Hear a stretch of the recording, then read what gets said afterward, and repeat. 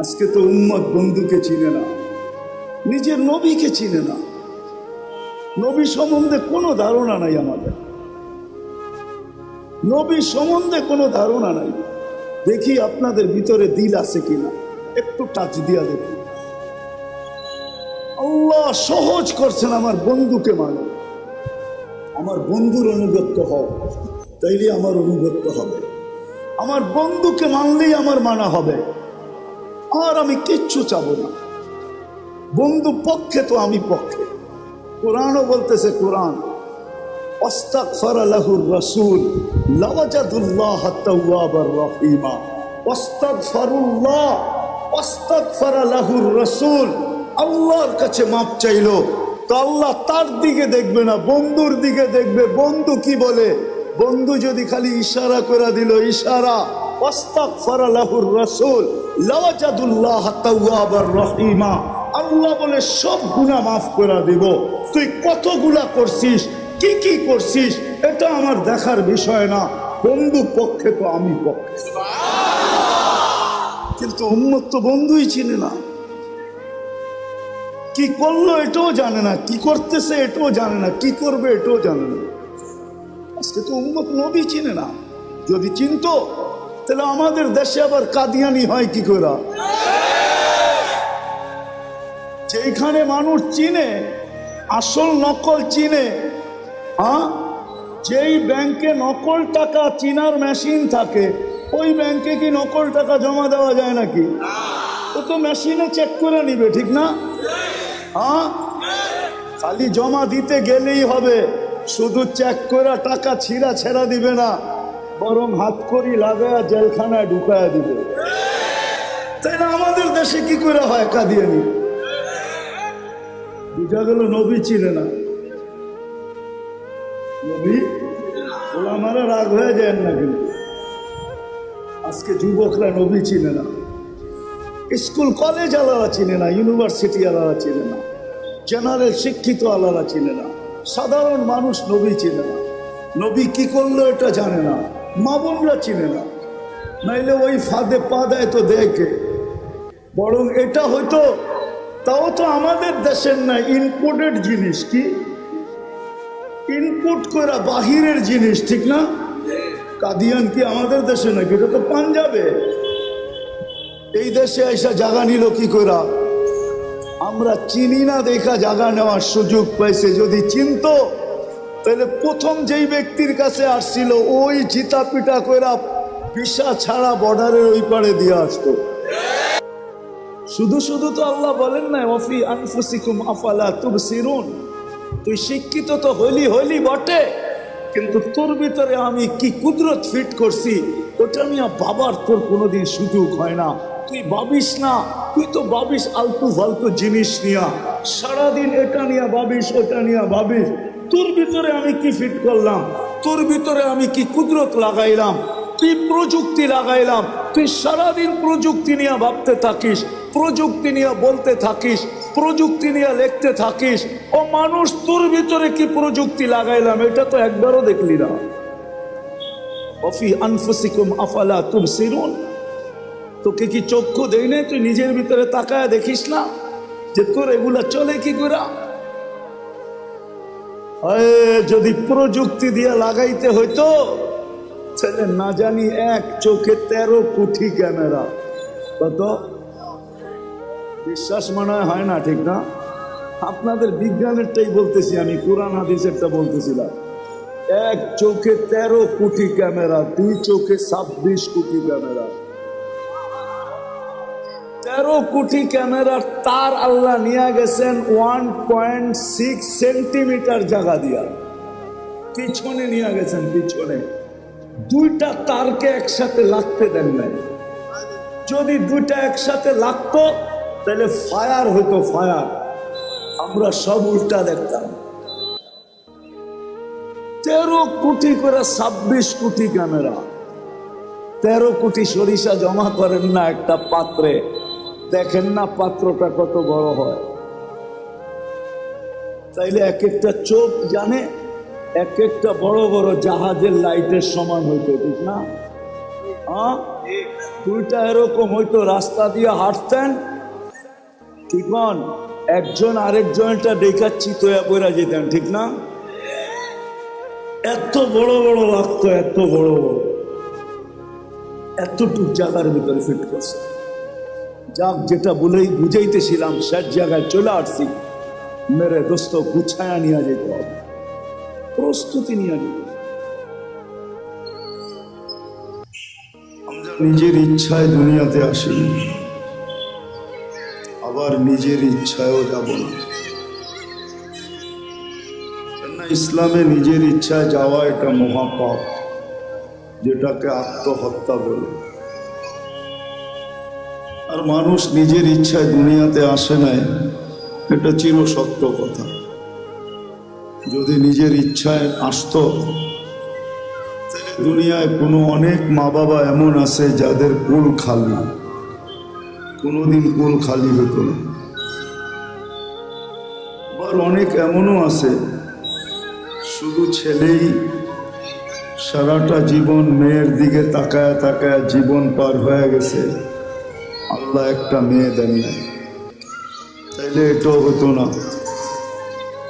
আরো আবার কারো কাছে শুধু মেয়ে, সারা জীবনটা ছেলের দিকে তাকাইতে তাকাইতে জীবন কেটে গেছে, একটা ছেলে হয় নাই, তাইলে এটাও হতো না। বুঝা গেল আমরা নিজের ইচ্ছায় আসি নাই, আবার নিজের ইচ্ছায় যাব না। আল্লাহ সদ ইচ্ছায় নিয়ে আসছেন, আবার আল্লাহ যেদিন চাবেন ওই দিন চলে যাবে। আবার এটাও সত্য, কে কখন যাব এটাও জানি না। যুবক যৌবনই যাবে, না শিশু শিশুত্বেই যাবে, শিশু অবস্থায় যাবে, না বুড়া বুড়ার থেকে আরো খুনখুনে বুড়া হয়ে যাবে, এটাও কেউ জানি না। লা তাদরি নাফসুন বিআইয়ি ওয়াক্তিন তামুত, কে কখন মরবে এটাও জানে না। আল্লাহ সতর্ক করছেন, এটা বটে, আমাদেরকে সতর্ক করছেন, ইবনে আদম, ও মানুষ, লা তাফরাহ বিদুনিয়াইকা, দুনিয়ার উন্নতি চাকচিক্য, দুনিয়ার উন্নতি, দুনিয়ার চাকচিক্য, দুনিয়ার আধিপত্য, দুনিয়ার ক্ষমতা, দুনিয়ার সয় সম্পত্তি, দুনিয়ার টাকা পয়সা, দুনিয়ার বিবি বাল বাচ্চা তোমাকে যেন মাতাল না করে। ফাইন্নাকা গায়রা মুখাল্লাদ, তুমি কিন্তু চিরঞ্জীব না, এটা মনে রেখো। বুঝলে অনেক কিছু, আর না বুঝলে কিছুই না, ভাবলে অনেক বড়। আল্লাহ প্রত্যেককে সতর্ক করছেন, তুমি কিন্তু চিরঞ্জীব না, এটা মাথায় রেখো। যার কাছ থেকে আসছো তার কাছে ফেরত যেতে হবে, যার কাছ থেকে আসছি তার কাছ থেকে আসছি, আবার আল্লাহর কাছেই কিন্তু ফেরত যেতে হবে। থাকার সুযোগ এখানে কারো ছিল না, কারো নাই। যদি থাকার সুযোগ এখানে হতো তাহলে কবির কথা সত্য হতো, আরবি কবির কথা সত্য হতো, লাউ কানাতিদ দুনিয়া মুখাল্লাদা, দুনিয়া যদি চিরদিন কারো জন্য হতো, মা মাতা মুহাম্মাদা, তাহলে মুহাম্মদুর রাসূলুল্লাহ সাল্লাল্লাহু আলাইহি ওয়াসাল্লাম দুনিয়ার থেকে কোনোদিন যাইতেন না। কেননা সমগ্র সৃষ্টিটা ওনার সুবাদে তৈরি, সব ওনার সুবাদে তৈরি, আমরাও ওনার সুবাদে, আকাশ জমিন সব কিছু ওনার সুবাদে তৈরি। তাইলে উনি চিরদিন দুনিয়াতে থাকতেন, উনি যখন থাকেন না তো আমাদেরও থাকার কোনো সুযোগ। কবির কথাই সত্য, আজল নে না ছোরা কেসরা না দারা, उसी से सिकंदर सा फाते भी देहारा, हर एक लेके क्या क्या हसस सुधारा, परा रह गया यही ठाट सारा। তাইলে ইতিহাসের কথাই সত্য হতো, এই সারা দুনিয়ার রাজত্ব 4 ব্যক্তির হাতের মুঠায় ছিল। 4 ব্যক্তির, 4 জন ইতিহাসের পাতায় পাওয়া যায় যাদের হাতের মুঠায় এই সারাটা দুনিয়ার রাজত্বটা ছিল। কাউকে যদি নাও চিনেন তো একজনকে অবশ্যই চিনবেন, উনি সুলাইমান আলাইহিস সালাম। শুধু ওই মাটির রাজত্ব ছিল না, এমনকি পাখির রাজত্ব ওনার কাছে ছিল। কোরআন বলে আল্লামাহু মানতিকাত তাইর, উনি পাখির ভাষা পর্যন্ত বুঝতেন। আচ্ছা, পাখি তো একটা পাখি, উনি পিপিলিকার ভাষা পর্যন্ত বুঝতেন, নাইলে সূরা নামল কেন আসলো? ক্বালাতিন নামলাতু দুখুলু মাসাকিনাকুম লা ইয়াহতিমান্না সুলাইমান ওয়া জুনুদুহু ওয়া হুম লা ইয়াশউরুন। পিপিলিকার ভাষা পর্যন্ত বুঝতেন। সমস্ত জমিনের প্রাণীর উপরে ওনার রাজত্ব ছিল। এমনকি এই জমিনের উপরে প্রবাহমান বাতাসের উপরে ওনার রাজত্ব ছিল। নাইলে গুদুহা শাহরুন ওয়া রাওয়াউহা শাহরুন, এই কথা কোরআনে কেন আসতো? উনি বাতাসকে হুকুম দিতেন, ওনার তখ্তকে উড়ায় নিয়ে যেত উইদাউট ইঞ্জিন। কোনো ইঞ্জিন নাই, কোনো তেল ভরতে হতো না, কোনো কাপাকাপি করতো না। এক সকালে 1 মাসের রাস্তা উড়াইত, আবার এক বিকালে 1 মাসের রাস্তা পরিমাণ উড়ায় নিয়ে যেত। শুধু উনি একা না, পুরা ক্যাবিনেট সহ, ক্যাবিনেট বুঝেন তো, পুরা সংসদ সহ। আবার ওনার সংসদে শুধু মানুষ ছিল না, জিনও ছিল, এমনকি পাখি পর্যন্ত ছিল। ওনার হাতে সারা দুনিয়ার রাজত্ব ছিল। তাইলে উনি চিরদিন থাকতেন। আজকে ওনার নামটা কোনোদিন ঐতিহ্য হয়ে থাকতো না, ওনার জায়গাগুলো ঐতিহ্য হয়ে থাকতো না, উনি চিরদিন থাকতেন। মানুষ রাজত্ব পাইলে কি ছাড়তে চায়? কি ওই চেয়ার, এমন চেয়ার যে সুপার গ্লু লাগানো আছে, যে বসে আর ওটার থেকে ছাড়, ওই চেয়ার তাকে ছাড়তে চায় না। তো সুলাইমান আলাইহিস সালাম সারা জীবন থাকতেন। বোঝা গেল এখানে চিরদিন থাকা যাবে না, চিরদিন থাকা যাবে না। কথা লম্বা হবে না, কিন্তু আবার সুরও হবে না। যত ধ্যান দিয়া শুনবেন আশা করি বুঝে আসতে পারে। আর লম্বাও হবে না, অল্প সময় কথা হবে। আর যদি ধ্যান দিয়া শুনতে পারি তা আমার বিশ্বাস অল্প কথা যথেষ্ট হবে। আমি প্রমাণ দিতে পারি।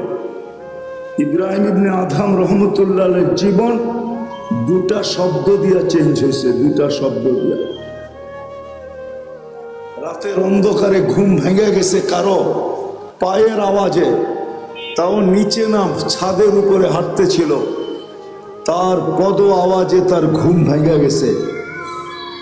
প্রহরীকে বলছে ডাইকা নিয়ে আসো, এই গভীর রাত্রে আমার ছাদে হাঁটে তো হাঁটে কে?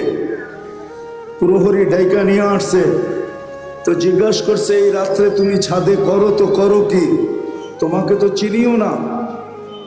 তো বলছে আমার উট হারায় গেছে, খুঁজতে খুঁজতে আপনার ছাদে চলে আসছি। তখন কিন্তু উনি রাজা, বলখের রাজা, ইরাকের একটা এলাকা বলখ, ওই এরিয়ার উনি রাজা ছিলেন। তো বলছে মাথা নষ্ট নাকি, উট খুঁজবে মরুভূমিতে অথবা জঙ্গলে, তুমি রাজপ্রাসাদের ছাদে উট খুঁজতেছ? তো বলছে রাজা মশাই, যদি আমি পাগল হই তাইলে আপনিও আমার সাথে। বলছে মানি? তাইলে আপনিও পাগল। বলছে কি কইরা? আমি পাগল হলাম কি করে, প্রমাণ কি? বসে আমি যদি ছাদে খুঁজে না পাই তা আপনি রাজপ্রাসাদে বসে আল্লাহ পাবেন কি করে? এতটুক কথায় জীবন চেঞ্জ, সকাল থেকেই জীবন চেঞ্জ। রাজত্ব ছাড়ছেন, ফকিরি গ্রহণ করা। আজকে ইব্রাহিম ইবনে আদহাম নাম নিতে দেরি, রহমতুল্লাহ আলাই পড়তে দেরি করে না। রহমতুল্লাহ আলাই পড়তে কেউ দেরি করে না। প্রথম সারির আল্লাহওয়ালাদের ভিতর থেকে একজন। আরেকটা হাদিস থেকে শুনায় দিই, হাদিস কিতাব থেকে। বনি ইসরাইলের একজন বদমাশ ছিল, নাম ছিল কিফিল। বনি ইসরাইলের বদমাশ প্রতি রাত্রে খরচ করতেন ব্যভিচারের পিছনে, ব্যভিচারের পিছনে। বর্তমান টাকায় 50 থেকে 60 লক্ষ টাকা বর্তমান টাকায়। একদিন নিয়ে আসছেন এক মহিলাকে, কামরায় ঢুকায় দিয়া বলতেছেন আমি প্রস্তুতি নিয়ে আসতেছি। যখন প্রস্তুতি নিয়ে আসছেন তো দেখতেছেন এক কোনায় বসে কাঁদতেছে। তো জিজ্ঞাসা করতেছে কাঁদিস কেন? তোকে তো জোর করে নিয়ে আসি নাই, টাকা দিয়া নিয়ে আসছি। তো বলছে শোন কিফিল, আমি বাজারি মেয়ে না, বিপদের কারণে তোর হাতে ধরা দিতে বাধ্য হয়েছি, কিন্তু আমি কাঁদতেছি কেন জানিস? যে কালকে এই চেহারাটা আল্লাহকে কি করে দেখাবো, কালকে এই চেহারাটা আল্লাহকে কি করে দেখাবো। এতটুক কথা। কিফিলের দিল ফেরা গেছে। পয়সাটা হাতে উঠায় দিয়া বলছে বোন তোর গায়ে হাত দিব না, কিন্তু একটা অনুরোধ করব, আমি তওবা করতেছি, তুই চোখের পানি দিয়ে আল্লাহকে একটু বইলা দে। ওই রাত্রেই কিফিলের মৃত্যু হয়েছে। ঘরের দরজায় সোনালি অক্ষরে লেখা উঠছে কাদ গফারাল্লাহু লিকিফলিন, আল্লাহ কিফিলকে মাফ করে দিয়েছে। জীবন পরিবর্তন হইতে অনেক কথার প্রয়োজন হয় না, 2-4টা কথাই যথেষ্ট। মালিক ইবনে দিনার রহমতুল্লাহ আলাইহির জীবন চেঞ্জ হয়েছে শুধু স্বপ্নের একটা কথা দিয়া। একমাত্র মেয়ে ছিল, একমাত্র মেয়ে তার ছোট বয়সেই মারা গেছে। স্বপ্নে মেয়ের সাথে দেখা হয়েছে, কাহিনী বড় লম্বা, আমি শর্ট করতেছি, আসল যেটা সেটা বলতেছি। তো ছেলে মেয়ে বাপের হাত ধরা বলছিল আব্বা এখনো কি মুসলমানের ফিরে আসার সময় হয় নাই? এতটুকু কথা তার জীবন চেঞ্জ। জন্য কথা লম্বা হবে না, ধ্যান যত হবে আমার বিশ্বাস তত কথা তত বেশি দিলে গাঁথবে। নড়াচড়া যত কম হবে তত বেশি কথা দিলে গাঁথবে।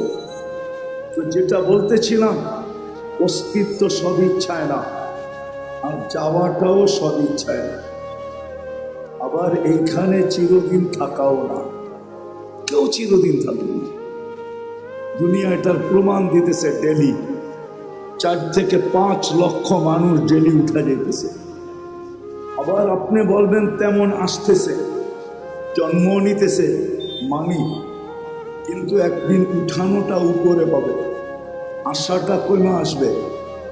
উঠতে উঠতে একদিন দুনিয়া শূন্য হবে, এটাই সত্য। দুনিয়া শূন্য হবে, নাইলে হাদিসে এই কথা আসতো না। কোন এক পর্বে আল্লাহ মালাকুল মউতকে জিজ্ঞাসা করবে মাম বাকিয়া আলা যাহরিল আরদ, জমিনে কে বাকি? মালাকুল মউত বলবে লা আলাল আরদি আহাদ, জমিনে কেউ বাকি নেই। সব টোকায় টোকায় নিয়ে আসছি, কুড়ায় কুড়ায় নিয়ে আসছি, খুঁজা খুঁজা নিয়ে আসছি। আল্লাহ জিজ্ঞাসা করবে আইনাল্লাযীনা কানু ইয়াঈশুনা ফি বুরুজিন মুশাইয়্যিদা, ওরা কোথায়? যারা বড় বড় উঁচা উঁচা দেওয়ালের ভিতরে বাস করত, চতুর্দিকে পাহারা আর পাহারা, টেকনোলজি আর টেকনোলজি, মেশিন আর মেশিন। যারা মৃত্যুকে স্বপ্নেও ভাবত না, ওরা কোথায়? আল্লাহ জানেন। মালাকুল মউত বলবে ওদেরকেও নিয়ে আসছে, কেউ বাকি নেই। হ্যাঁ, বাকি আছে আহলুস সামাওয়াত, আকাশওয়ালারা বাকি। ওয়া আনতাল হাইয়ুল্লাযী লা তামুত, আর আপনি চিরঞ্জীব।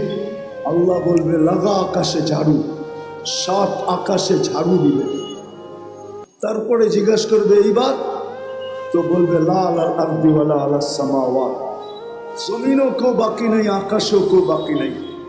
ইল্লাল্লাযীনা ইয়াঈশুনা তাহতা আরশি, আপনার আরশের নিচে যারা বিরাজমান এরা বাকি আছে। আর আপনি চিরঞ্জীব, আনতাল হাইয়ুল্লাযী লা তামুত। আল্লাহ বলে লাগাও আমার আরশের নিচে ঝাড়ু, ওইখানেও ঝাড়ু লাগাবে। জিজ্ঞাসা করবে এইবার, তো বলবে লা আলাল আরদি ওয়ালা আলাস সামাওয়াতি ওয়ালা তাহতা আরশি, জমিনেও না, আকাশেও না, আপনার আরশের নিচেও না। ইল্লা ইসনা আশার ওয়া আনতাল হাইয়ুল্লাযী লা তামুত, শুধু 12 জন বাকি, 12 জন। আল্লাহ বলবে নাম বলো, তো বলবে আরবাতু, জিবরিল, মিকাইল, ইসরাফিল, মালাকুল মউত, নাহনু আরবা, আমরা 4 জন। ওয়া সামানিয়াতু মিন হামিলাতি আরশি, আপনার আরশ বহনকারী 8 জন, টোটাল 12 জন বাকি। আল্লাহ বলবে জিবরিল, মিকাইল, ইসরাফিলের মৃত্যু হোক, 3 জন মারা যাবে। এবার জিজ্ঞাসা করবে আল্লাহ এইবার, তো বলবে 9 জন, 8 জন আপনার আরশ বহনকারী, আর আমি আর আপনি চিরঞ্জীব।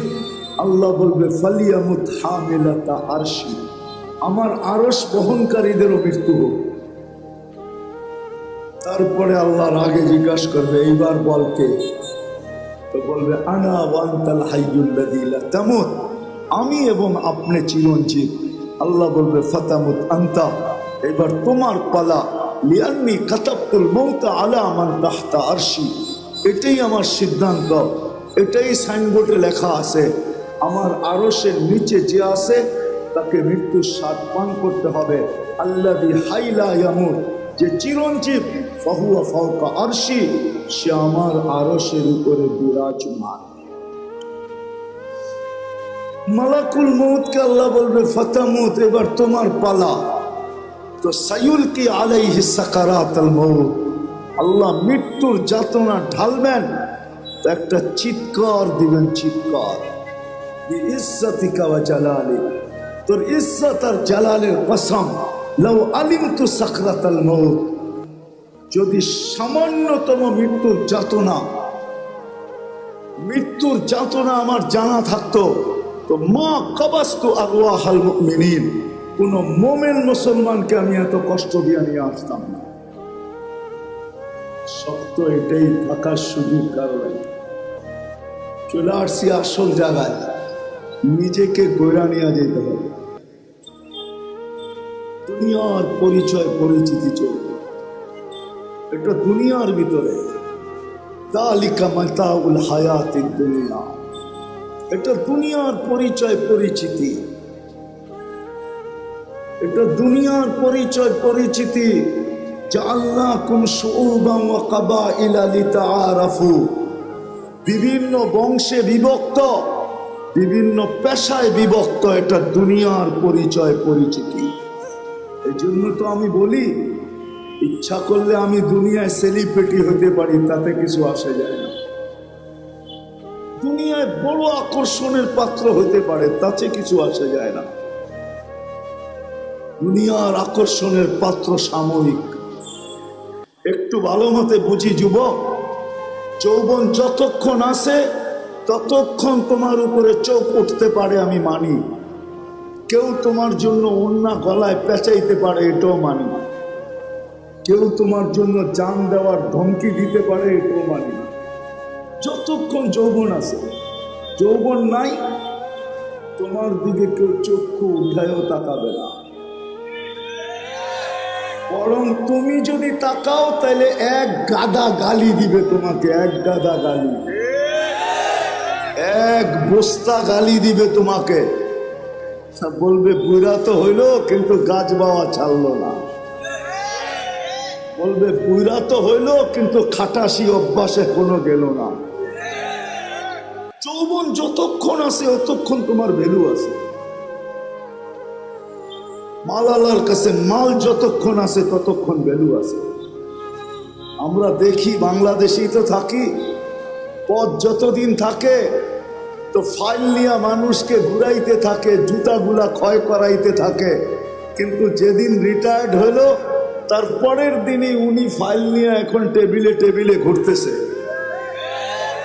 বেলু শেষ, দুনিয়া ওনাকে দেখা হাসতেছে যে আপনি টেবিলে টেবিলে তো এতদিন সবাইকে ঘুরাইতেন, এখন তো দেখি আপনিই ঘুরেন। কলিকরা এখন ওনাকে দেখা মুস্কি মুস্কি হাসে, আর সবাই বলে তুমি ঘুরতে থাকো ফাইল নিয়ে, বহুতকে ঘুরাইছো, এখন তুমি ঘুরা দেখো ঘুরতে কেমন মজা লাগে।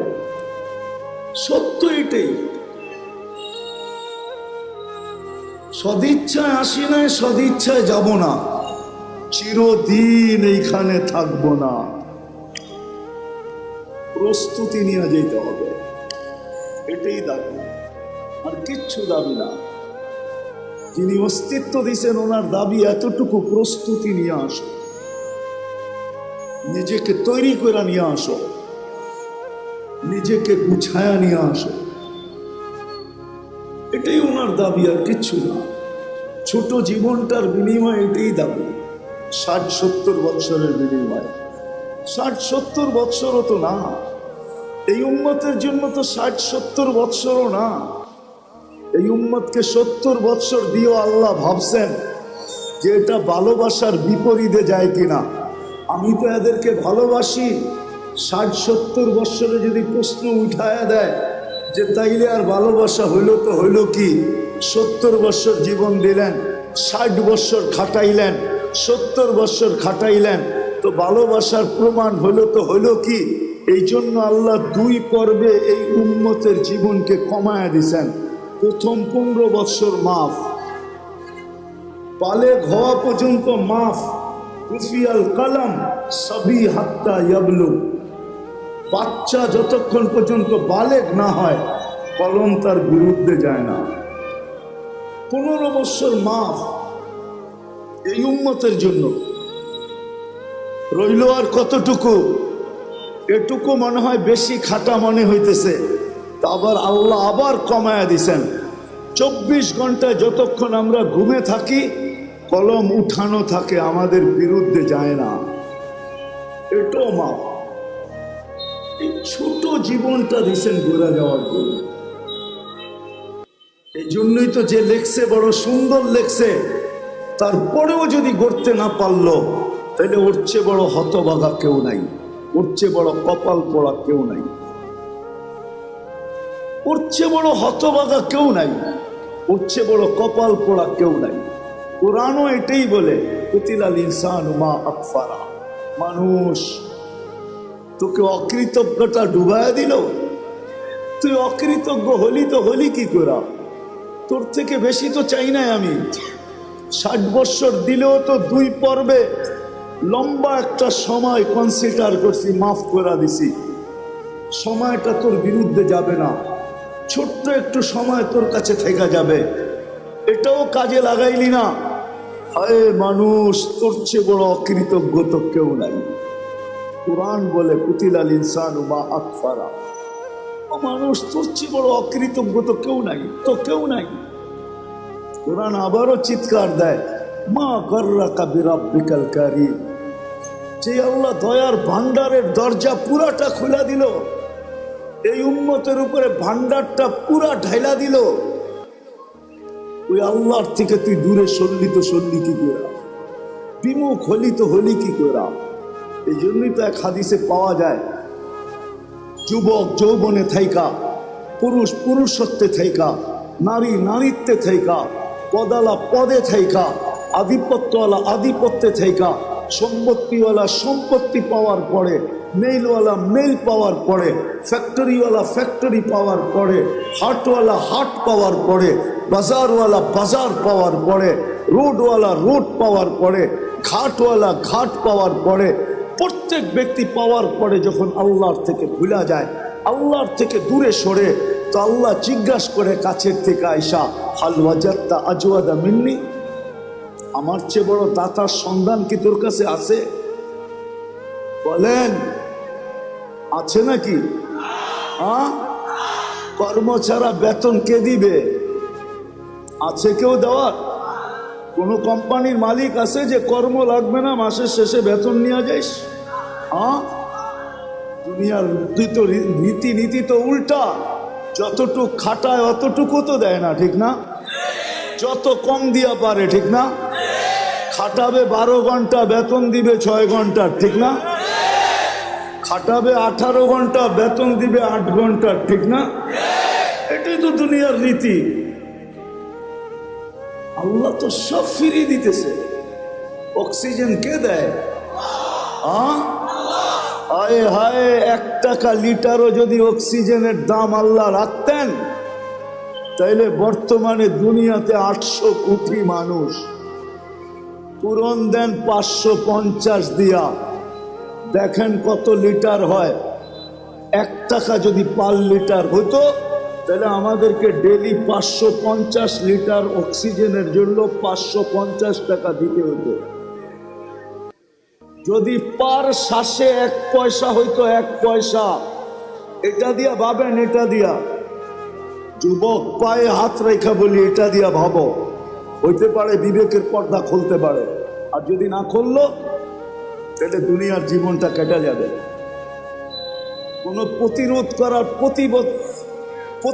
করার কোনো মেশিন আসে নাই যে দুনিয়ার জীবনের গতির উপরে প্রতিরোধ তৈরি করবে, বাধাগ্রস্ত করবে।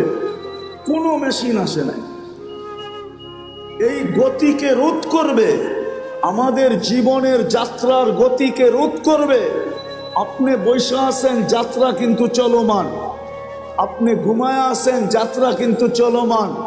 আপনি বেহুশ আছেন, তারপরও যাত্রা চলমান। আখিরাতের যাত্রা কিন্তু থাইমা নাই। দুনিয়ায় কোনো মেশিন আসে নাই যে প্রতিরোধ করবে। কোনো পাওয়ার ব্যাংক আসে নাই ভৈরা রেখা দিবে। বিদ্যুৎ বইরা রাখা যায়, জীবন বইরা রাখা যায় না, কেটে যাবে এটা। এই জন্য একটু ভালো মতে বুঝি। শ্বাসের উপরে যদি বিল ধরতেন, তাইলে 1 পয়সা, 1 শ্বাস 1 পয়সা, তাইলে ডেলি 1600 টাকা বিল দিতে হতো। 1600 টাকা। বিশ্বাস হয় না? 1,60,000 পয়সায় 1600 টাকা হয়। 1,60,000 বা শ্বাস প্রশ্বাস নেই। যদি পার ডায়ালিসিসে 100 টাকা হইতো, পার ডায়ালিসিস।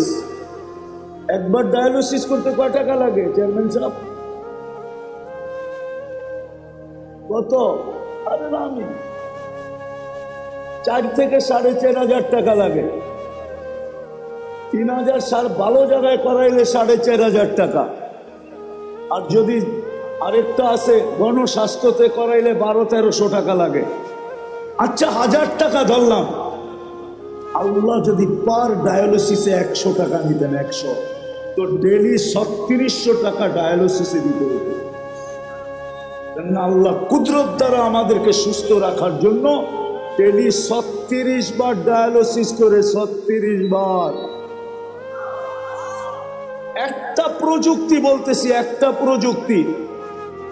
এই ময়দান যথেষ্ট হইতো না যদি একটা প্রযুক্তি লাগানো হতো। একটা প্রযুক্তি যেটা আমাদের শরীরের ভিতরে চলমান। আমাদের শরীরের ভিতরে ডেঙ্গু জ্বর এত বিপজ্জনক কেন? এটা তো জ্বরই, জ্বর তো চিরাচরিত ছিল, এটা এত বিপজ্জনক কেন? কি কারণে জানেন? আরে বলতে পারবেন? কেননা আমাদের একটা রক্তের ব্লাড সেল আছে, এটা হলো হোয়াইট ব্লাড সেল। ডেঙ্গু জ্বর হইতে দেরি, হোয়াইট ব্লাড সেল দ্রুত গতিতে নিচে নামতে দেরি করে না। যদি 10,000 15,000-এ চলে আসে, এটার কমসে কম 1.5 লাখ থাকতে হবে, উপরে 4.5 লাখ। 1.5 লাখের নিচে আসলেই ডাক্তার সারাদিন দেখতে থাকবে যে কত কমতেছে। যদি 10-15-তে চলে আসলো, তো ডাক্তার বলবে এইবার রক্ত দেন। যদি রক্ত দিয়ে উপরে না উঠলো, তো ডাক্তারও হাত ধুইয়া বসা যাবে যে মনে হয় আর বাঁচানো যাবে না। এরকম 2টা ব্লাড সেল আছে আমাদের শরীরে, একটা হলো হোয়াইট, একটা হলো রেড, একটাকে বলে লাল, একটাকে বলে সাদা। এই দুইটাকে কন্ট্রোল করার জন্য যদি প্রযুক্তি ব্যবহার হতো তাহলে এই ময়দান ভরা মেশিন লাগতো। আল্লাহ ওটা কুদরত দিয়া ঠিক রাখেন। হায় হায় হায়, আপনি তো জানেন না এটার ভিতরে কি খেলা খেলতেছেন। আমি ডাক্তারি পড়াইতে আসি নাই, খুললে খুলতে পারি, সারা রাত্র চলে যাবে। শুধু শুধু তো আল্লাহ বলেন না ওয়াফি আনফুসিকুম আফালা তুবসিরুন। তুই শিক্ষিত তো হইলি বটে, কিন্তু তোর ভিতরে আমি কি কুদরত ফিট করছি ওটা নিয়ে বাবার তোর কোনোদিন সুযোগ হয় না। তুই ভাবিস না, তুই তো ভাবিস আলতু ফালতু জিনিস নিয়া, সারাদিন এটা নিয়ে ভাবিস ওটা নিয়ে ভাবিস। তোর ভিতরে আমি কি ফিট করলাম, তোর ভিতরে আমি কি কুদরত লাগাইলাম, কি প্রযুক্তি লাগাইলাম। তুই সারাদিন প্রযুক্তি নিয়ে ভাবতে থাকিস, প্রযুক্তি নিয়ে বলতে থাকিস, প্রযুক্তি নিয়ে লিখতে থাকিস। ও মানুষ, তোর ভিতরে কি প্রযুক্তি লাগাইলাম এটা তো একবারও দেখলি না। ওয়াফি আনফুসিকুম আফালা তুবসিরুন। তোকে কি চক্ষু দেই না? তুই নিজের ভিতরে তাকায় দেখিস না যে তোর এগুলা চলে কি করে? যদি প্রযুক্তি দিয়ে লাগাইতে হইতো তাহলে না জানি এক চোখে 13 কোটি ক্যামেরা। কত বিশ্বাস মনে হয় না, ঠিক না? আপনাদের বিজ্ঞানেরটাই বলতেছি আমি, কোরআন হাদিসেরটা বলতেছিলাম। এক চোখে 13 কোটি ক্যামেরা, দুই চোখে 26 কোটি ক্যামেরা। 13 কোটি ক্যামেরার তার আল্লাহ নিয়ে গেছেন 1.6 সেন্টিমিটার জায়গা দিয়া, পিছনে নিয়ে গেছেন। পিছনে দুইটা তারকে একসাথে লাগতে দেন নাই। যদি দুইটা একসাথে লাগতো তাহলে ফায়ার হতো, ফায়ার। আমরা সব উল্টা দেখতাম। 13 কোটি করে 26 কোটি ক্যামেরা। 13 কোটি সরিষা জমা করেন না একটা পাত্রে, দেখেন না পাত্রটা কত বড় হয়। তাইলে এক একটা চোখ জানে এক একটা বড় বড় জাহাজের লাইটের সমান হইতো, ঠিক না? হ্যাঁ, দুইটা এরকম হইতো, রাস্তা দিয়ে হাঁটতেন, ঠিক না? একজন আরেকজনটা দেখা চিতয়া পড়া যেতেন, ঠিক না? এত বড় বড় লাগতো, এত বড় বড়, এতটুক জায়গার ভিতরে ফিট করছে। যাক, যেটা বলেই বুঝাইতেছিলাম শেষ জায়গায় চলে আসছি। মেরে দোস্ত, গুছায়া নিয়ে যেতে হবে, প্রস্তুতি নিয়ে যেতে হবে, প্রস্তুতি নিয়ে যেতে হবে, নিজেকে গোড়া নিয়ে যেতে হবে। সদিচ্ছায় আসি নাই, সদিচ্ছায় যাব না, চিরদিন এখানে থাকবো না, এটাই সত্য। নিজেকে গোড়া নিয়ে যেতে হবে, গুছায়া নিয়ে যেতে হবে, প্রস্তুতি নিয়ে যেতে হবে। এই ছোট সময়টার ভিতরে ওইখানে সময় পাওয়া যাবে কিন্তু মূল্য পাওয়া যাবে না। ওইখানে সময় পাওয়া যাবে। আজকে তো সারা দিনে একবার আল্লাহ বলার সুযোগ হয় না। এই মজমায় আছে এরকম যুবক যে সারা দিনে একবার মনের থেকে আল্লাহকে ডাকে না, আল্লাহ বলে না একবার। এই মজমায় আছে সারা দিনে 200 বার আল্লাহ আল্লাহ বলে না, সকালে একবার 100, বিকালে 100। আছে এই মজমায়, বেশিরভাগই এই মজমায়। এই মজমায় আছে এরকম লোক সারা বৎসরে একবার কোরআনটাকে নিয়ে পড়তে তো জানে না, কোরআনটাকে নিয়ে একবার একটা চুমা দেয় না, এরকম করে একটা চুমা দেয় না একবার বৎসরে। রাগ হয়ে গেলেন? হ্যাঁ, অথচ ভালোবাসা যদি চুমা দিতেন তাহলে ওয়াদা তো ছিল, আমিও তোকে ভালোবাসা চুমা দিব, আমিও তোকে ভালোবাসবো। তুই আমার কালামকে চুমা দিলি, আমি তোকে ভালোবাসি, বাসবো না তো বাসবো না কেন? না বাইসা যাবো তো যাবো কোথায়? আমিও তোকে ভালোবাসবো। ছোট জীবনটাকে গড়া যেতে হবে। চিরদিন নিজের ইচ্ছায় আসি নাই, নিজের ইচ্ছায় যাব না, চিরদিন এখানে থাকবো। এটাই আল্লাহর দাবি। কোরআন এটাই বলে,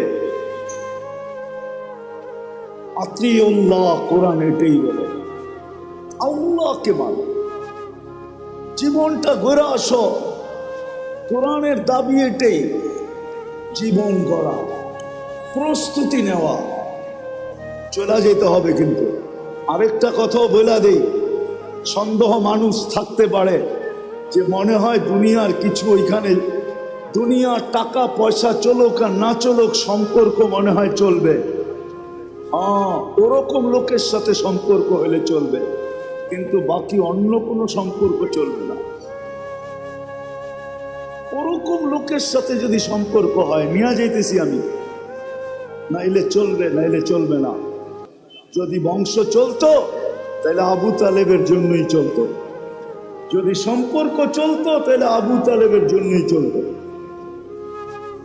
কিন্তু এটা চলবে, প্রস্তুতির সাথে চলবে, প্রস্তুতিহীন চলবে না। আপনি যত উঁচা গড়েই জন্ম নেন না কেন, যত উঁচা গড়েই জন্ম নেন না কেন, আবু তালেবের চেয়ে বেশি মুহাম্মদুর রাসূলুল্লাহর রক্ত, আবু তালেবের শিরার রক্ত, একই রক্ত দুই শিরায়। অথচ মুহাম্মদুর রাসূলুল্লাহ সাল্লাল্লাহু আলাইহি ওয়াসাল্লামের দূষিত রক্ত পান করতে দেরি, আল্লাহর রসুলের মুখ থেকে ঘোষণা আসতে দেরি হয় নাই, তোর শরীর জাহান্নামের উপরে হারাম। অথচ আবু তালেবের শরীরে আর মুহাম্মদুর রাসূলুল্লাহর শরীরে একই রক্ত দৌড়াইতেছে, কোনো কাজে দেয় না। আমাদেরও প্রস্তুতির সাথে সম্পর্ক কাজে দিবে, এটা আমি মানি, এটা আমি অস্বীকার করি না।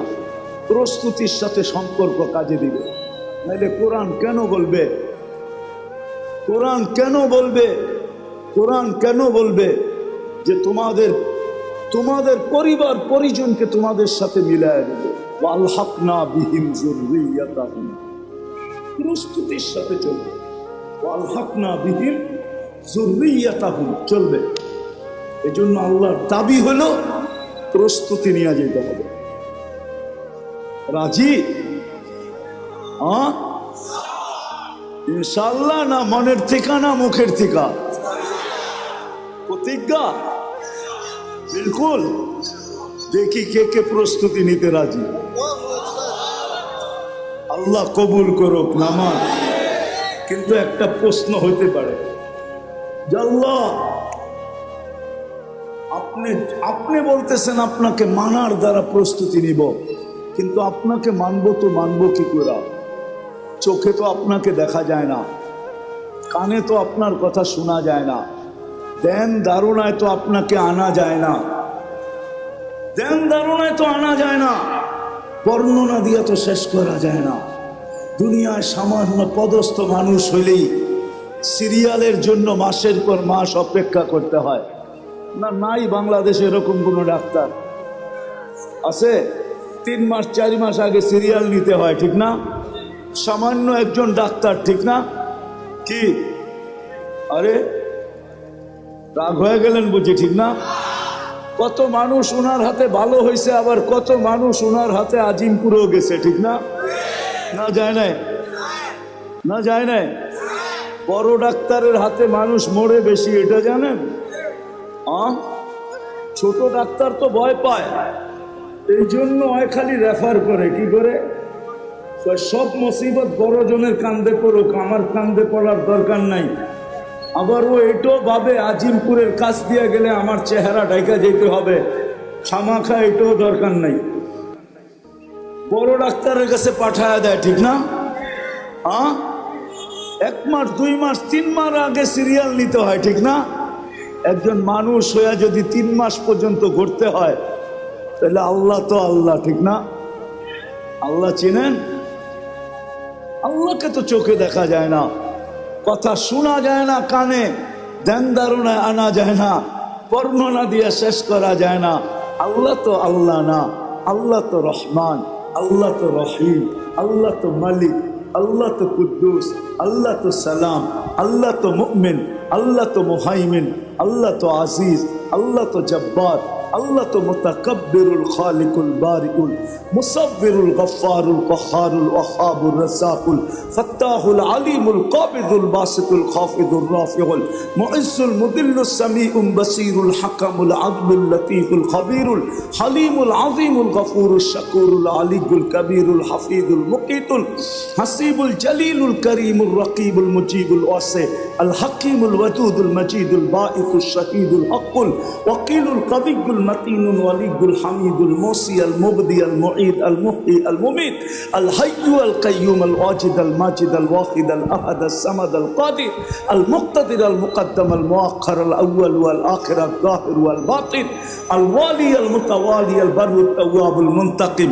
আল আফু আর রউফ মালিক আল মুলক যাল জালালি ওয়াল ইকরাম المقسط والجامع والغني والمغني المانع الضار النافع النور الهادي البديع والباقي الوارث والرشيد الصبور جل جلاله আল্লাহ তো 99 পদের মালিক, যার পদের শুরুও নেই শেষও নাই। তাকে পাবো তো পাবো কি করে? পাইলেই জীবন গড়া হবে, গোছানো হবে। পাবো তো পাবো কি কইরা? তো আল্লাহ বলতেছে আতিউর রাসূল, মেনে নিলাম, দাবি ফিরায় নিলাম। প্রশ্ন যখন উঠা গেছে, জানি না উলামা একমত হবে কিনা, আমার তাখাইয়ুল বলে আল্লাহ দাবি ফিরায় নিলেন। তারপরেই বললেন আতিউর রাসূল, আমার বন্ধুকে মানলেই হবে, আমার বন্ধুকে। আরেক জায়গায় কোরআনে বলছে মান আতা আর রাসূল ফাকাত, আমার বন্ধুকে মানলো তো আমাকে মানলো। আমার বন্ধুকে মানো, বন্ধুকে মানলেই হবে। সম্মেলন তো এদিকের জন্য ওইদিকে যাইতেও পারতেছি না। আজকে তো উম্মত বন্ধুকে চিনে না, নিজের নবীকে চিনে না। নবী সম্বন্ধে কোনো ধারণা নাই আমাদের, নবী সম্বন্ধে কোনো ধারণা নাই। দেখি আপনাদের ভিতরে দিল আছে কিনা, একটু টাচ দিয়া দেখি। আল্লাহ সহজ করছেন, আমার বন্ধুকে মানে, আমার বন্ধুর অনুগত্য হও, তাইলে আমার অনুগত্য হবে। আমার বন্ধুকে মানলেই আমার মানা হবে, আর আমি কিচ্ছু চাবো না। বন্ধু পক্ষে তো আমি পক্ষে। কোরআনও বলতেছে, কোরআন ওয়াস্তাগফারা লাহুর রাসূল লাওয়াজাদুল্লাহ তাওয়াবার রহিমা। ওয়াস্তাগফারুল্লাহ ওয়াস্তাগফারা লাহুর রাসূল, আল্লাহর কাছে মাপ চাইলো তো আল্লাহ তার দিকে দেখবে না, বন্ধুর দিকে দেখবে। বন্ধু কি বলে? বন্ধু যদি খালি ইশারা করে দিল, ইশারা, ওয়াস্তাগফারা লাহুর রাসূল লাওয়াজাদুল্লাহ তাওয়াবার রহিমা, আল্লাহ বলে সব গুনাহ মাফ করে দিব। তুই কতগুলা করছিস, কি কি করছিস, এটা আমার দেখার বিষয় না। বন্ধু পক্ষে তো আমি পক্ষে। কিন্তু উম্মত তো বন্ধুই চিনে না, কি করলো এটাও জানে না, কি করতেছে এটাও জানে না, কি করবে এটাও জানে না। আজকে তো উম্মত নবী চিনে না। যদি চিনতো তাহলে আমাদের দেশে আবার কাদিয়ানি হয় কি করে? যেখানে মানুষ চিনে, আসল নকল চিনে। যেই ব্যাংকে নকল টাকা চিনার মেশিন থাকে, ওই ব্যাংকে কি নকল টাকা জমা দেওয়া যায় নাকি? ও তো মেশিনে চেক করে নিবে, ঠিক না? খালি জমা দিতে গেলেই হবে, শুধু চেক করে টাকা ছিঁড়া ছেড়া দিবে না, বরং হাত করি লাগায়া জেলখানায় ঢুকায়া দিবে। তাই না? আমাদের দেশে কি করে হয় কাদিয়ানি? বুঝা গেল নবী চিনে না। নবী ওলামারা রাগ হয়ে যায় না, কিন্তু আজকে যুবকরা নবী চিনে না, স্কুল কলেজ আলাদা চিনে না, ইউনিভার্সিটি আলাদা চিনে না, জেনারেল শিক্ষিত আলাদা চিনে না, সাধারণ মানুষ নবী চিনে না। নবী কি করলো এটা জানে না, মা বোনরা চিনে না। নাইলে ওই ফাঁদে পা দেয় তো দেখে, বরং এটা হয়তো, তাও তো আমাদের দেশের না, ইনপোর্টেড জিনিস। কি ইনপুট করা বাহিরের জিনিস, ঠিক না? কাদিয়ান কি আমাদের দেশে নাকি? এটা তো পাঞ্জাবে। এই দেশে এসে জায়গা নিল কি করা? আমরা চিনি না দেখা জায়গা নেওয়ার সুযোগ পাইছে। যদি চিনতো তাহলে প্রথম যেই ব্যক্তির কাছে আসছিল ওই চিতা পিটা কইরা ভিসা ছাড়া বর্ডারের ওই পারে দিয়ে আসতো। আমাদের উম্মত চিনে না নবীকে, অথচ আল্লাহ তো বলতেছে আমি আমার দাবি ফেরত নিলাম, আমার বন্ধুকে মানলেই হবে। বন্ধুকে মাইনা দেখাও। আর আমরা তো আল্লাহর বন্ধুকে চিনি না, কার উম্মত হইলাম এটাও জানি না। আয় উম্মতে মোহাম্মদী, সমগ্র মানব জাতির মাথায় মুকুট একটা। কয়টা? কয়টা? কয়টা? ওয়ালাকাদ কাররামনা বনি আদম, শ্রেষ্ঠত্বের একটা মুকুট। আমাদের মাথায় মুকুট কয়েকটা? কয়েকটা, একটা না।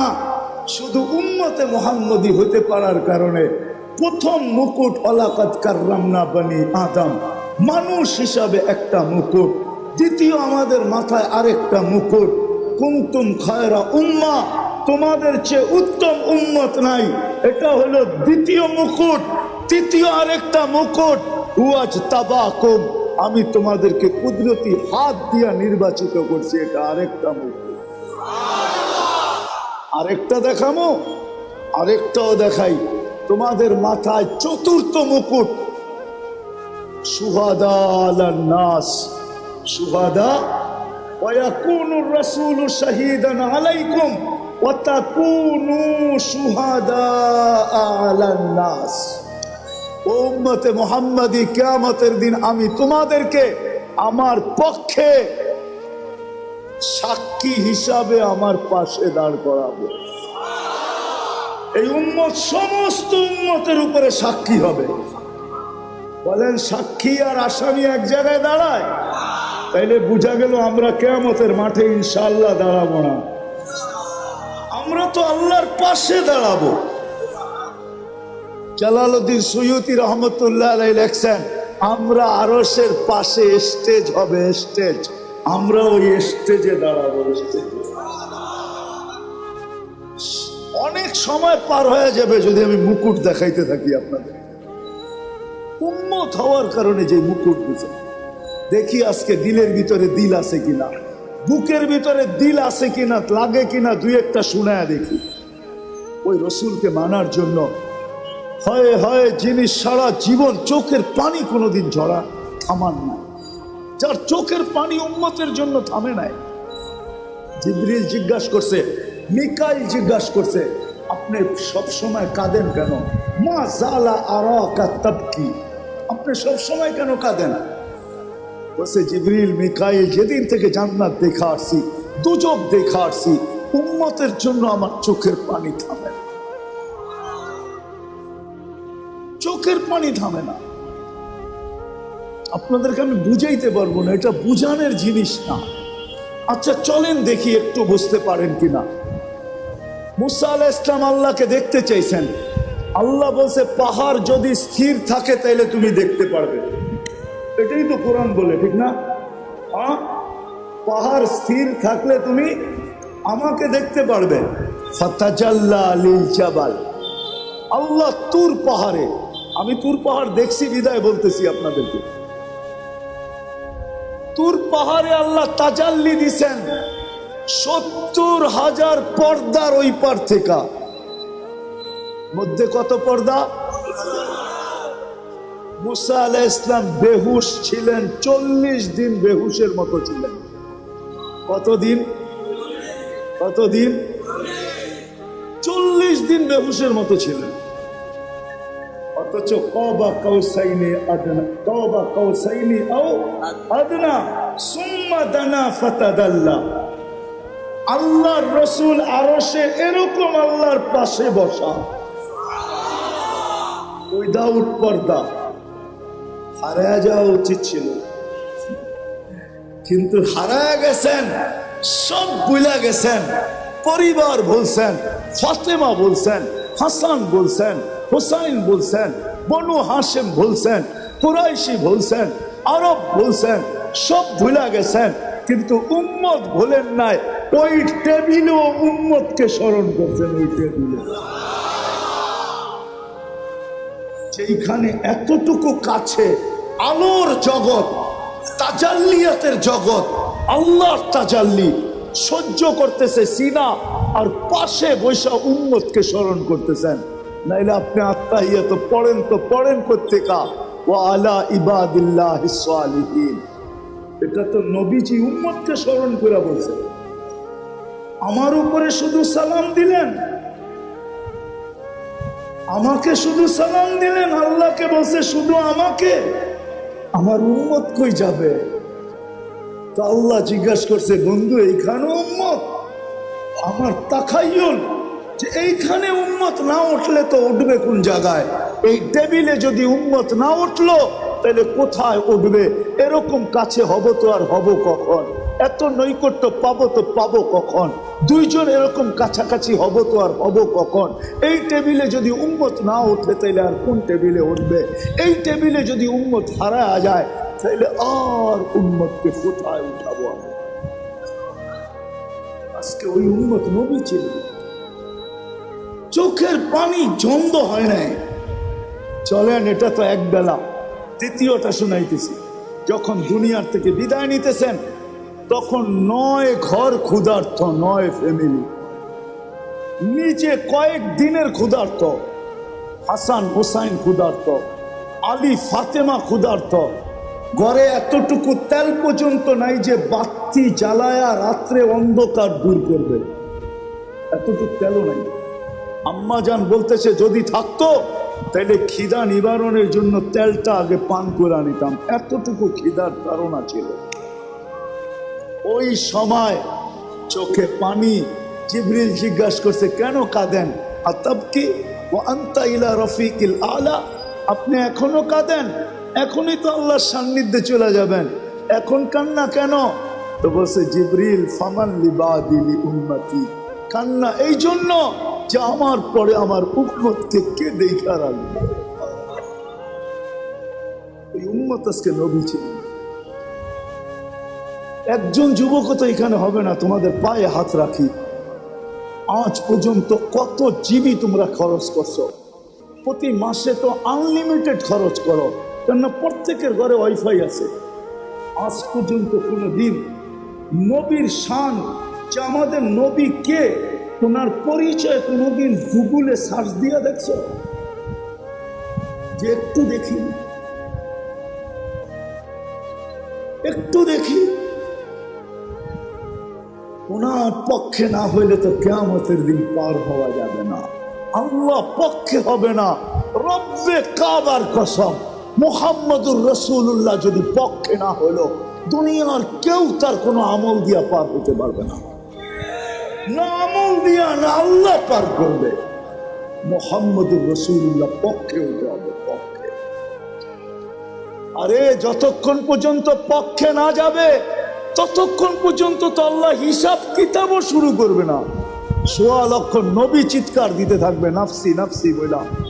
312 জন রসুল, 3 জন কিতাবদারি রসুল, 4 জন উলুল আজমি মিনার রসুল, সব চিৎকার দিবে, আল্লাহ হিসাব কিতাব শুরু করেন। আল্লাহ টাকায়ও দেখবেন না যতক্ষণ পর্যন্ত বন্ধু সেজদায় না পড়বে।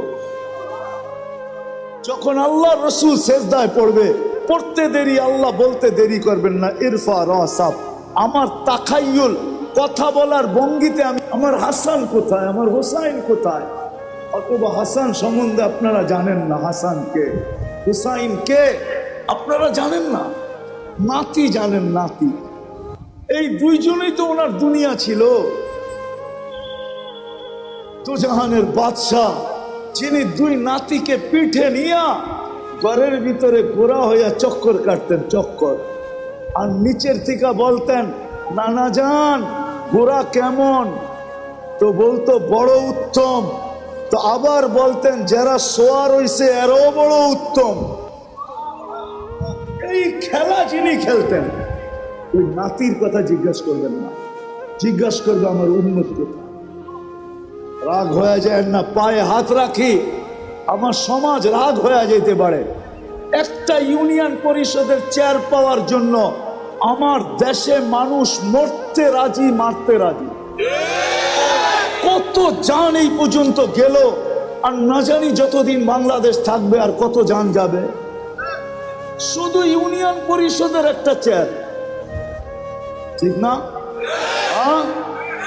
অনেক সময় তো দেখা যায় অনেক ইউনিয়ন পরিষদের চেয়ারটা ভাঙ্গাও থাকে, ওরকম একটা চেয়ারের জন্য কিয়ামতের দিন আপনার নবীকে, রসুলকে, মুহাম্মদুর রসুল্লাহকে আল্লাহ মাকামে মাহমুদ দিবে, মাকামে মাহমুদ। ফাতাহাজ্জাত বিহি নাফিলাতাল লাক আসা আইয়াব আসাকা রব্বুকা মাকামান মাহমুদা। মাকামে মাহমুদ দিবেন, নিয়ে যাওয়া হবে, উনি বসবেন না ওই চেয়ারে। যেই চেয়ার আল্লাহ কুদরত দিয়া বানাইছেন একটা, দুটা চেয়ার আল্লাহ বানাইছেন কুদরত দিয়া, একটা নিজের যেটার নাম কুরসি, আরেকটা বানাইছেন বন্ধুর জন্য যেটার নাম মাকামে মাহমুদ। বসবেন না, হাত রাইখা দাঁড়ায় থাকবেন। আল্লাহ বলবে বন্ধু বসেন, বসবো না। কেন? উম্মতকে প্রতিশ্রুতি দিয়ে আসছি হাউজে কাউসারে সাক্ষাৎ হবে, উম্মতকে নিজের হাতে পান করাবো। আমি বৈশা গেলে পিপাসিত উম্মতকে কে পানি পান করাবে? বিদায় আমি বসবো না, আমি তো হাউজে কাউসারে ছুটে যাব। আল্লাহ বলে তারপরে বসেন, বলে তারপরেও বসবো না। বলে কেন? বলে আমি মিজানের কাছে ছুটে যাব। আপনি প্রতিশ্রুতি দিছেন আমাকে সালতু তা শাফি তুষাফা, আপনি প্রতিশ্রুতি দিছেন আমাকে সাউফা ইউতিকা রাব্বুকা ফাতারদা, আপনি প্রতিশ্রুতি দিছেন লা ইউখজিকা ফি উম্মতিক। আমি মিজানের কাছে দাঁড়াবো, পাল্লা যদি সামনে না ঝোঁকে তাহলে প্রতিশ্রুতিকে কাজে লাগানোর জন্য ওইখানেই হাত উঠায় চাইতে শুরু করব। আল্লাহ পাল্লা তো সামনে ঝুঁকে না, ঝুঁকায় দেন না। ওইখানেই সুপারিশ করতে শুরু করব, ওইখানে দাঁড়াই চিৎকার দিব আমি রাজি হব না, না না না, পাল্লা কিন্তু ঝুঁকে না। ওইখানে থেকেই বলবো আমি লজ্জিত হয়ে যাব, উম্মতের পাল্লা সামনে ঝোঁকে না। আল্লাহ বলে তারপরে বসেন, তারপরও বসবো না। বলছে কেন? মিসা পুলসিরাতের ওইখানে ছুটা যাব। উম্মত যদি পার না হইতে পারে, জীবনে যদি একবারও আমার উপরে দুরুদ পড়া থাকে আর ইমানের সাথে আইসা থাকে, তো আমি দুরুদের গাঠটি দিয়া পার করায় দেব। বলছে তারপর, বলছে তারপর 3 জায়গায় আমি দৌড়াইতে থাকবো, হাউজে কাউসার, মিজান, পুলসিরাত, হাউজে কাউসার, মিজান, পুলসিরাত। এই জন্য ইবনে আব্বাস থেকে রওয়ায়াত পাওয়া যায় কিয়ামতের দিন আপনাকে কোথায় পাবো? বলছে 3 জায়গার যে কোনো এক জায়গায় পাবে, মিজানে, পুলসিরাতে, হাউজে কাউসারে। আমি 3 জায়গায় ছুটতে থাকবো। যেই নবী কিয়ামতের দিন আমাদের জন্য ছুটবে, আজকে উম্মত ওই নবী ছিলেন। শব্দটা বললে দিলে লেগে যাবে, লানত আমাদের জিন্দেগির উপরে। আজকেও বাইচা আসি ওই নবীর কারণে, নাইলে বহু তাকে ধ্বংস করে দিত। আমার জাতির, মুসলমান জাতি 99% বিজাতির এশকে দেওয়ানা, বিজাতির এশকে, ভালোবাসায় দেওয়ানা।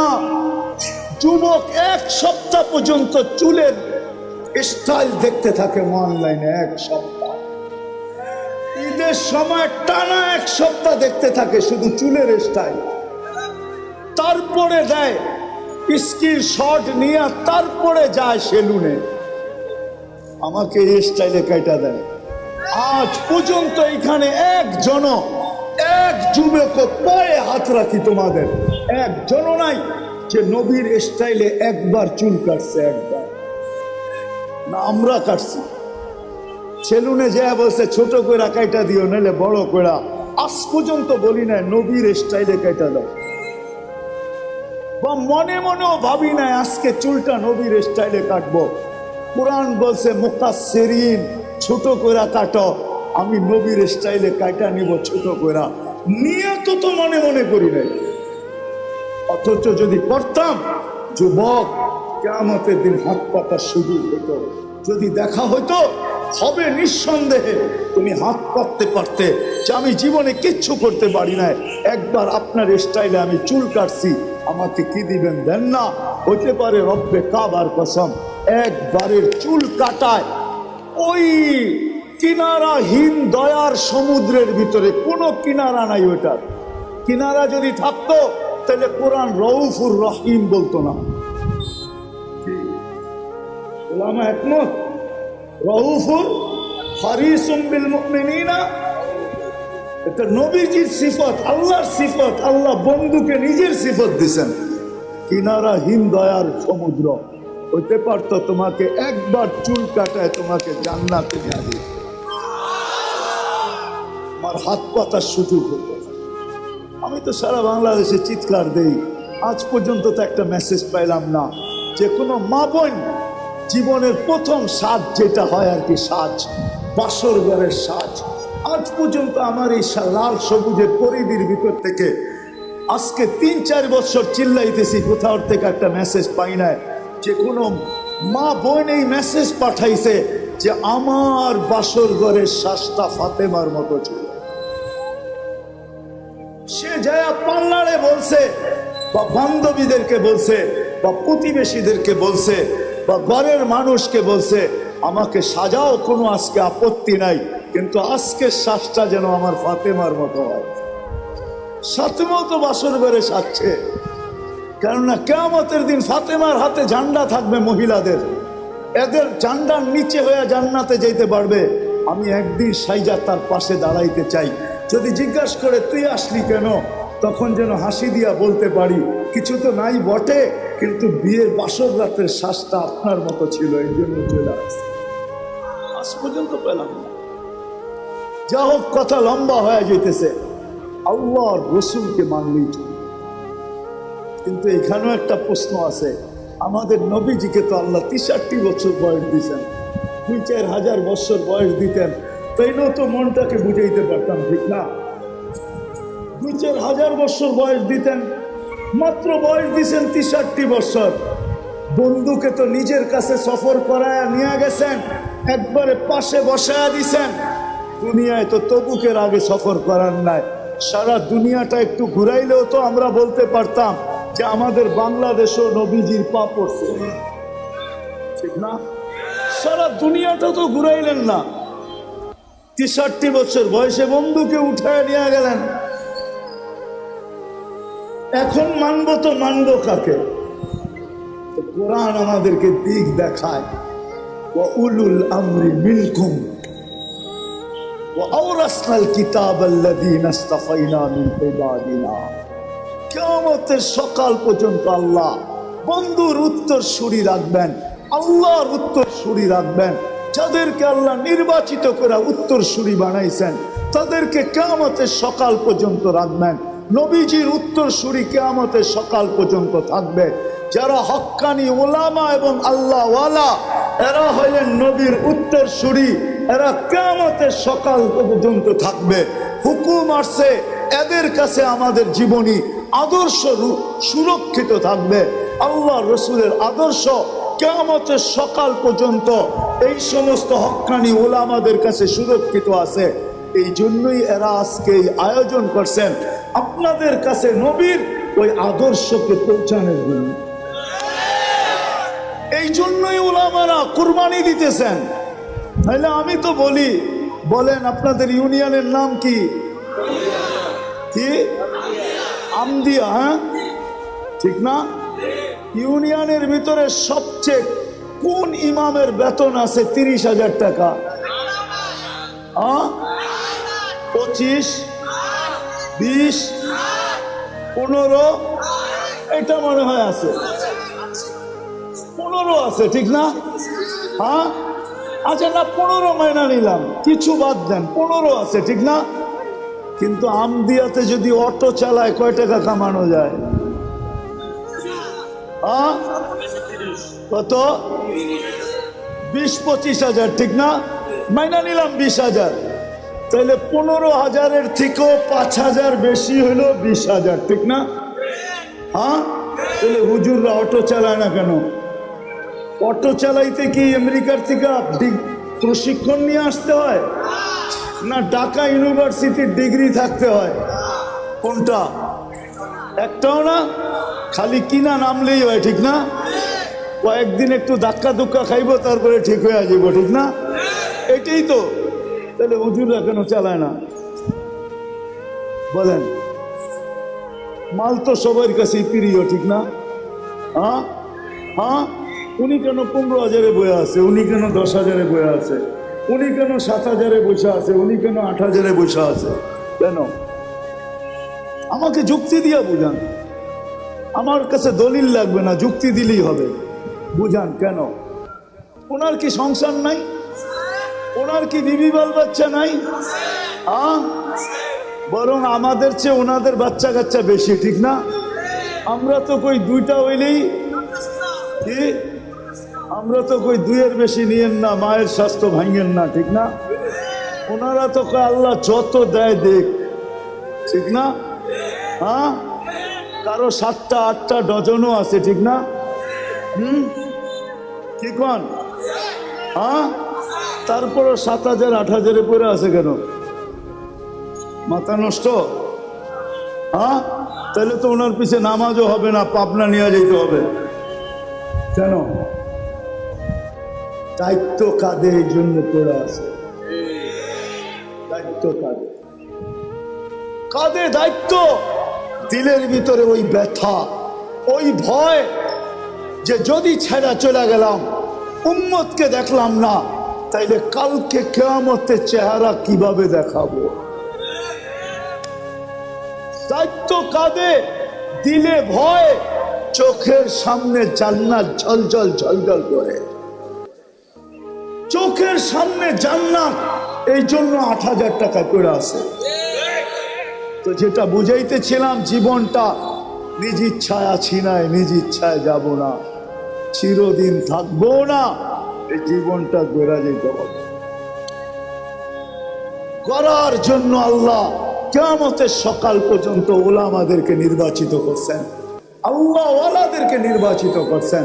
এরা আল্লাহর পক্ষ থেকে নির্বাচিত। যদি গড়তে চাই তাহলে এদের সাথে নিজেকে সংযুক্ত করতে হবে। যে যত এদের পিছনে চলবে, এদের কথা এদের কাছে জিজ্ঞাসা করা চলবে, এদের কথা মাইনা চলবে, তত বেশি তার জীবন গড়তে থাকবে, যত বেশি সম্পর্ক গড়বে। আজকে যতটুকু গড়ুক আর না গড়ুক, কালকে কিন্তু গড়বে, এটাতে কোনো সন্দেহ নাই। কেননা এই উম্মতকে আল্লাহ ডাইরেক্ট জাহান্নামে পাঠাবে না, সিদ্ধান্ত হইলেও পাঠাবে না, এক জায়গায় জমা করাবে, যেখান দিয়ে এই উম্মতের ওলামারা জান্নাতে যাবে। যখন ওইখানে পৌঁছবে, আল্লাহ বলবে যে যাকে চিনো ধরো। এরা কিন্তু সুপারিশকারী, সুপারিশ করতে দেরি, আমি মঞ্জুর করতে দেরি করব না। তখন সবাই ওলামাকে ধরবে। তখন ওলামাদের আওয়ামের জন্য আজকেও এদের দিলে ব্যথা আছে, যদিও বুঝাইতে পারি না, বুঝে না, কিন্তু কালকে বুঝবে, ব্যথা এদের উঠবে। এরা আল্লাহকে বলবে, আল্লাহ আমাদের এলাকার, আমাদের ইউনিয়নের, থানার পরিচিত, এদেরকে না দিলে আমরাও জান্নাতে যাব না। আল্লাহর রহমত জোশে উঠবে। তখন আল্লাহ বলবে যে যাকে নিতে চাও নিয়ে যাও। এই জন্যই তো আমি বড় জোর দিয়া বলি, আমার জাতি যদি ওলামাদের পিছনে চলতো, ওলামাদের সাথে চলতো, তাইলে বর্তমানে বাংলাদেশে যেই কজন ওলামা আছে আর যেই কজন মুসলমান আছে, আমাদের বাগে মাত্র ৭৭ জন করে পড়ে। কয়জন? একজন ওলামা নিয়ে যাবে 400 জন। কয়জন? যাদের উপরে জাহান্নাম ওয়াজিব, এমন লোকদেরকে 400 জন নিয়ে যাবে। একজন হাফেজ নিয়ে যাবে 10 জনকে। আমি হাফেজেরটা বাদই দিলাম, ওলামারটা ধরলাম শুধু। ৭৭ জন পড়ে। তারপরও আমাদের কোটা পুরা করতে, 323 জন আমাদেরকে ডাইনে বামের থেকে আইনা কোটা পুরা করতে হবে। বাংলাদেশের মানুষ আমাদের বাগে পড়বে মাত্র ৭৭ জন। যদি আমার জাতি ওলামাদের পিছে চলত, ওলামাদের সাথে চলত, ওলামাদেরকে মহব্বত করত, ওলামাদেরকে ভালোবাসত, এদের সাথে উঠা হইতো, বসা হইতো, এদের সাথে চলা হইতো, এদের সাথে ফিরা হইতো, এদের সাথে খাওয়া হইতো, এদের সাথে লওয়া হইতো, এদের সাথে ভালোবাসা হইতো, এদের সাথে মহব্বত হইতো। আর সবচেয়ে বড় কথা, এটা নাও হইয়া যদি আমার জাতি ওলামাদের উপরে আঙ্গুল না উঠাইতো, তাইলেও যদি আঙ্গুল না উঠাইতো, পায়ে হাত দিয়া বলি তওবা করেন। যদি উঠে থাকেন তওবা করেন, সামনে প্রতিজ্ঞা করেন চলতে না পারলেও আঙ্গুল উঠাবো না, কেননা এই আঙ্গুল মিস হবে না। প্রজেক্টর খালি দুনিয়াতে নাই, কিয়ামতের দিন আল্লাহ বড় বড় প্রজেক্টর লাগাবে। কুদরতি প্রজেক্টর, আপনার আঙ্গুল বারবার আপনার সামনে আসবে যে তুমি আঙ্গুল উঠাইছ। ওই দিন সুপারিশের অধিকার, সুপারিশ আপনার পক্ষে যাবে না। পায়ে হাত দিয়ে এই জন্য আমি বলি, আপনি চলতে না পারেন আমার কোনো আপত্তি নাই, কিন্তু খোদার ওয়াস্তে কোনোদিন আলেমদের উপরে আঙ্গুল উঠায় না। আজকে কিছু হবে না এটা আমি মানি, আজকে কিছু হবে না, আজকে আপনার কার্ডই চলবে, আমার কার্ড চলবে না, আমি মানি, কিন্তু কাল কিয়ামতের মাঠে এই আঙ্গুল উঠবে। এই জন্য আমার জাতি যদি কমসে কম আঙ্গুল না উঠাইতো, আমি তো বলি এই পোশাকেই তো আমি সারা দুনিয়া যাই, ৯৯টা দেশ তো এই পোশাকেই দেখছি, এখনো তো যাওয়ার সুযোগ আছে, আল্লাহ সুযোগ দিয়া রাখছেন, কিন্তু আমার এই পোশাকের উপরে তো আমি দুনিয়ার কোথাও আঙ্গুল উঠাইতে দেখি নাই। আমার দেশে যতটুকু আঙ্গুল উঠায় দুনিয়ার কোথাও আমি দেখি নাই যে আমার এই পোশাকের উপরে কেউ আঙ্গুল উঠেছে যে তুই এটা কি পরলি। বরং আমি তো বলবো আমার এই টুপিটা সারা দুনিয়ায় যতগুলা প্রশংসা কুড়াইছে, আজ পর্যন্ত মনে হয় কোনো ব্যক্তির সাফারি কোট, দামি দামি ব্লেজার আজ পর্যন্ত এর অর্ধেকও কুড়াইতে পারে না। অর্ধেক কি, 1/4 না। আমি তো স্টেজে বসে বলতেছি, যত এয়ারপোর্টে টুপি দেখা বলছে your cap is very nice, তো টুপিটা তো বড় সুন্দর। মুসলমানের তো টুপি দেখি, তোরটা তো অন্যরকম, এই ব্র্যান্ড তুই পাইলি কই? আজ পর্যন্ত টুপি যতটুকু কুড়াইছে। এই জন্য আপনাদের পায়ে হাত রেখা বলি, জীবন গড়া যেতে হবে, কাটায় গেলে চলবে না। এই জন্য আসেন, আসেন, 2-3টা কথা বলবো। আসেন, প্রথমে যা গেছে গেছে, এটার জন্য তওবা করি। রাজি? তাইলে হাত উঠায় বলি আল্লাহ তওবা করলাম। দ্বিতীয়, আজকের থেকে হক্কানি আলেম আল্লাহ ওয়ালাদের সাথে চলবো। তৃতীয়, আজকের থেকে কখনো নামাজ ছাড়বো না। চতুর্থ, বর্তমান প্রেক্ষাপটে ইসরায়েল ফিলিস্তিনের দিকে তাকায়া বর্তমান প্রেক্ষাপটে আমরা প্রতিবাদ করতেছি, এতটুকু যথেষ্ট না। আমরা প্রতিবাদ প্রতিরোধ করতে পারতেছি না, প্রতিবাদ করতেছি, এতটুকু যথেষ্ট না। প্রতিরোধ ওরা করতেছে, যেখানে গাজায় আছে ওরা প্রতিরোধ করতেছে, আমরা কি করতেছি? প্রতিবাদ করতেছি, এতটুকু যথেষ্ট না। আরো 2টা কাজ আমাদের করতে হবে, তাইলে যদি সম্পূর্ণ হয়। ডোজ পরিপূর্ণ হইলে তারপরে ওষুধ কাজ করে। আরো 2টা কাজ আমাদের করতে হবে, যদিও এখানে একজনও নাই। আজকে 2 সপ্তাহের উপরে চলছে গাজার সাথে ইহুদিদের সাথে যুদ্ধ, আমরা প্রতিবাদী করে যাইতেছি, ঠিক না? আজকে এই মজমায় কয়জন আছে যে আমি এই প্রথম দিন থেকে আজ পর্যন্ত ডেলি এদের জন্য 2 রাকাত নফল নামাজ পড়তেছি? আমি ওলামাদের পায়ে হাত রাখা বলবো, ওলামাও নাই যে ডেলি আমি 2 রাকাত নফল করতেছি। অথচ আল্লাহর হুকুম ছিল আস্তাইনু বিস-সাবরি ওয়াস-সালাহ, আমার কাছে সাহায্য চাও নামাজের মাধ্যমে। বিদায় আপনাদের পায়ে হাত রাখা বলবো, প্রতিবাদ যত খুশি করেন, আমার কোনো আপত্তি নাই, আমি এটার বিরুদ্ধে না, পক্ষে।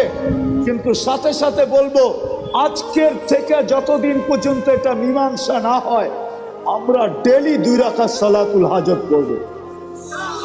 কে কে পড়বেন দেখি? দ্বিতীয় শেষ, এটা 5ম নম্বর, শেষ হাদিসে আছে as-সাদকাতু তারুদ্দুল বালা, সমস্ত বিপদ সদকা দ্বারা দূরীভূত হয়। মুসলমানের উপরে এর চেয়ে বড় কোনো বিপদ হইতে পারে না, যেটা বর্তমানে গাজায় চলতেছে। এর চেয়ে বড় কোনো বিপদ মুসলমানদের উপরে বর্তমানে হইতে পারে? আপনি কি মানেন এর চেয়ে কোনো বড় বিপদ আছে? যেখানে বাইতুল মুকাদ্দাসকে গিলা খায়া ফেলতে চাইতেছে প্রথম কেবলা, এর চেয়ে বড় বিপদ কি হইতে পারে?